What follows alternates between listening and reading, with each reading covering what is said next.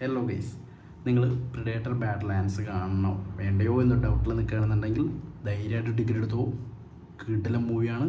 നല്ല സാറ്റിസ്ഫാക്ഷൻ കിട്ടും. ചിത്രം കഴിയുമ്പോൾ തന്നെ നല്ലൊരു സ്റ്റോറി ഉണ്ട്, നല്ല രീതിയിൽ ചെയ്തു വെച്ചിട്ടുണ്ട്, കുറേ സംഭവങ്ങൾ അതിൻ്റെ അത് കാണിക്കുന്നുണ്ട്.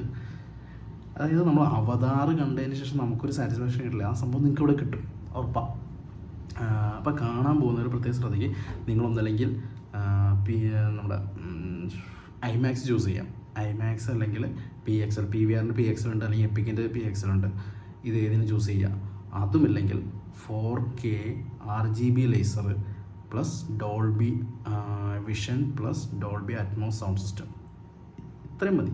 4GB ലേസർ, 4K, പിന്നെ ഡോൾബി അറ്റ്മോസ് വിഷനും ഡോൾബി അറ്റ്മോസ് സൗണ്ട് സിസ്റ്റം. ഇത്രയും കാര്യങ്ങളുണ്ടെങ്കിൽ സൂപ്പറായിരിക്കും.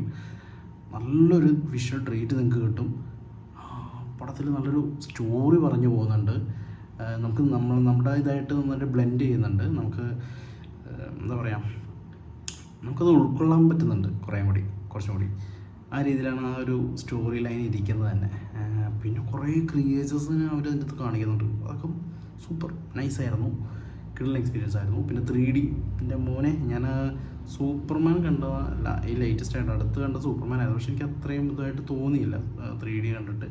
പക്ഷേ ദിസ് വൺ എൻ്റെ മോനെ കുറേ സാധനങ്ങൾ ഇവന്മാർ ചെയ്തു വെച്ചിട്ടുണ്ട്.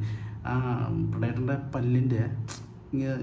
പല്ല് നമ്മൾ ക്ലോസപ്പ് ചെയ്ത് കാണിക്കുന്ന ഷോട്ടുണ്ട്. അത് 3Dയിൽ ആ പല്ലിൻ്റെ സംഭവങ്ങളൊക്കെ പക്കയായിട്ട് നമുക്ക് ഫീൽ ചെയ്യുന്നുണ്ടായിരുന്നു. അതായത് അതൊരു എഫക്ട്സ് കൊടുത്തതായിട്ടോ അല്ലെങ്കിൽ അതൊരു അങ്ങനത്തെ ഒരു ഫീൽ നമുക്ക് തരുന്നുണ്ടായില്ല. അമ്മാതിരി രീതിയിലാകുമ്പോൾ ഒരു സംഭവം ചെയ്തു വെച്ചിട്ടുണ്ട്. സോ ആരെങ്കിലും കാണാൻ വേണ്ടി വെയിറ്റ് ചെയ്ത് കാണുന്നുണ്ടെങ്കിൽ ധൈര്യമായിട്ട് പോക്കും, കിട്ടലായിരിക്കും. പിന്നെ ഒരു ഡ്രാമ ബേസാണ് ചിത്രം പോകുന്നത്. But there are so many സംഭവങ്ങളുണ്ട്, സംഭവ വികാസങ്ങളുണ്ട്.